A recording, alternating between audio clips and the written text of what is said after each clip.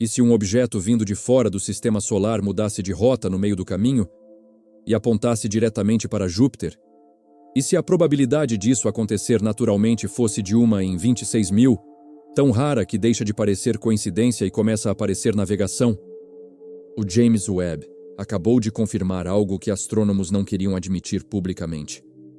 3I Atlas desviou sua trajetória em 100.000 quilômetros, com precisão cirúrgica. E agora está indo para um lugar muito específico na órbita de Júpiter, como se soubesse exatamente para onde ir. Por meses, 3I Atlas foi tratado como mais um visitante cósmico. Pequeno, distante, rápido. Um pedaço de gelo interestelar passando pelo sistema solar com a indiferença de uma pedra levada por um rio. Mas então os dados começaram a sussurrar. E os sussurros viraram padrões. E os padrões viraram algo perturbador. Uma mudança de trajetória. Pequena, mas real. Um desvio de quase 100.000 quilômetros, matematicamente improvável o suficiente para abalar até os analistas orbitais mais conservadores. Foi detectado em dezembro de 2024 pelo sistema ATLAS, Asteroid Terrestrial Impact Last Alert System, no Havaí. E diferente de Oumuamua e 2I Borisov, este não está se comportando como deveria. Se este vídeo já está te deixando louco e você quer que eu continue destapando coisas que ninguém mais tem coragem de contar, esmaga o like agora mesmo e ativa o sininho, porque o que vem em 3 minutos vai fazer você repensar tudo o que sabe sobre objetos interestelares. Porque o destino desse desvio não foi aleatório. A primeira coisa estranha foi o tamanho do núcleo. Cometas interestelares típicos têm núcleos de 1 a 5 quilômetros de diâmetro. 3I Atlas tem menos de 500 metros. Do tamanho do Vaticano. Minúsculo. Mas a coma, a nuvem de gás e poeira ao redor, se estendia por centenas de milhares de quilômetros. Desproporcional. Como se o objeto estivesse sublimando o material em quantidade absurdamente maior do que seu tamanho permitiria. E havia outro problema.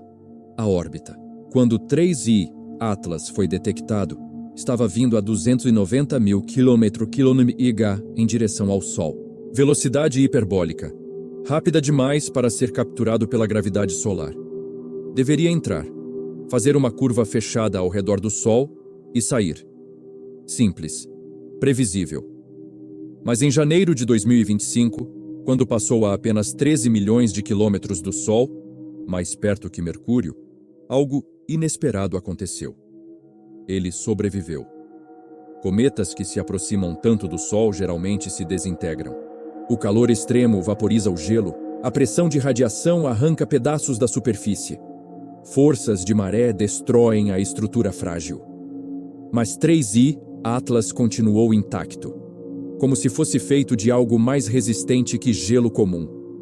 E foi aí que os astrônomos perceberam. A trajetória estava mudando. Não pela gravidade solar, mas por outra coisa. O James Webb apontou seu espectrômetro infravermelho para 3I Atlas em fevereiro de 2025. A análise química mostrou algo incomum. Altíssima concentração de dióxido de carbono, CO2. Muito mais que água. Cometas normais são feitos principalmente de água congelada. Mas 3I Atlas parecia ser dominado por CO2, com traços de monóxido de carbono e compostos orgânicos complexos. Isso sugeria uma origem em regiões extremamente frias do espaço interestelar, lugares onde até o CO2 congela em rocha sólida. Mas aqui está o problema. CO2 sublima facilmente quando aquecido. A essa distância do Sol, deveria estar liberando jatos de gás de forma caótica e imprevisível. Só que não estava fazendo isso. Os jatos de 3I Atlas tinham assimetria direcional. Não eram distribuídos uniformemente. Estavam concentrados em um lado específico do núcleo, como se algo estivesse controlando de onde o gás era expelido. E quando os analistas calcularam o efeito cumulativo desses jatos ao longo de semanas... Espera, porque o que eu vou dizer agora soa absurdo, mas está nos cálculos orbitais oficiais da ESA e da NASA. Os jatos não estavam causando mudanças aleatórias na órbita. Estavam funcionando como propulsão. como pequenos motores de foguete ajustando a trajetória. E o ajuste não foi aleatório. Foi preciso, e o desvio de 100 mil quilômetros não atirou o objeto para o espaço vazio. Não o fez colidir com nada. Não aumentou o caos orbital. Ele ajustou a trajetória com precisão cirúrgica, em direção à esfera de Hill de Júpiter. Lembra quando perguntei se parecia navegação e não coincidência? A probabilidade de esse tipo de ajuste acontecer naturalmente e levar exatamente para a zona de captura gravitacional de Júpiter é de 1 em 26 mil. Menos provável que ganhar sozinho em um bingo de cidade pequena. Deixa eu explicar o que isso significa.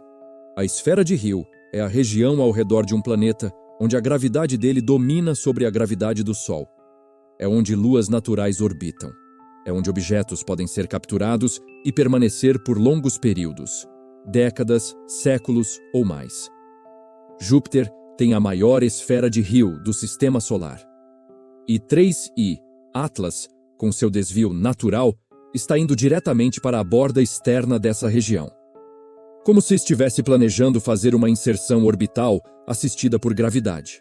Isso é uma manobra que nós fazemos com sondas espaciais. A Voyager fez isso, a Cassini fez isso.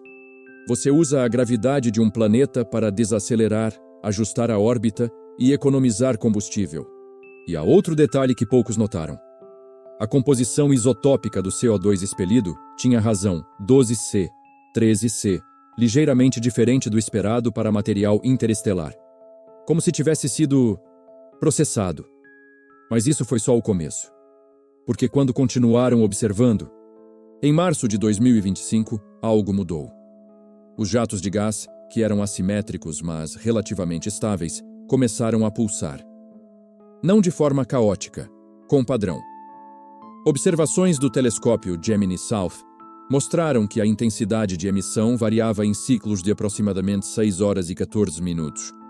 E depois mudava para 8 horas e 3 minutos. E então voltava. Como se o objeto estivesse ajustando, testando, calibrando. Cometas não fazem isso. A sublimação de gelo é um processo térmico. Depende de quanto calor solar atinge a superfície. É previsível, linear, mas 3I Atlas estava se comportando como se respondesse a algo.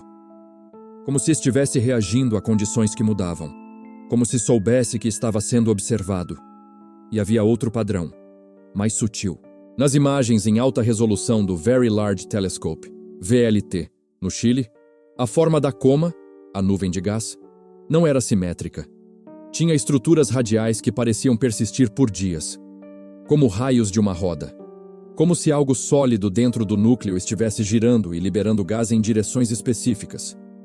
E quando um pesquisador aplicou algoritmos de reconhecimento de padrões às imagens, apareceu geometria, não perfeita, não óbvia, mas hexagonal. 6 jatos principais distribuídos em ângulos de aproximadamente 60 graus. Hexágonos aparecem na natureza, cristais de gelo, favos de mel, formações de basalto. Mas em cometas, nunca. A estrutura interna de cometas é caótica. Gelo sujo, poeira, rochas misturadas aleatoriamente. A menos que 3I Atlas não seja um cometa comum. E talvez a pergunta real já não seja o que é este objeto, mas quem o enviou. Agora, início de 2025, temos uma linha do tempo clara. Dezembro 2024, descoberta. Órbita hiperbólica interestelar confirmada. Janeiro 2025, periélio, ponto mais próximo do Sol. Sobrevivência inesperada. Fevereiro 2025, desvio orbital detectado. 100 mil quilômetros. Direção, Júpiter. Março 2025. Padrões de pulsação. Estruturas geométricas na coma. E então o Dr. Avi Loeb, astrônomo de Harvard, ex-chefe do Departamento de Astronomia, conhecido por suas ideias controversas sobre Oumuamua, publicou um artigo no Astrophysical Journal Letters. Ele não afirmou que 3I Atlas é uma sonda alienígena, mas apresentou 3 argumentos perturbadores. A probabilidade de captura gravitacional natural em Júpiter é de 1 em 26 mil. Improvável demais para ser coincidência. A assimetria dos jatos é consistente com propulsão controlada, não sublimação térmica aleatória. A composição química sugere material sintético ou processado, não primitivo. E então ele fez a pergunta que ninguém queria fazer publicamente. Se uma civilização avançada quisesse enviar uma sonda para estudar um sistema estelar distante, por que usaria tecnologia que emite sinais de rádio detectáveis a anos-luz de distância?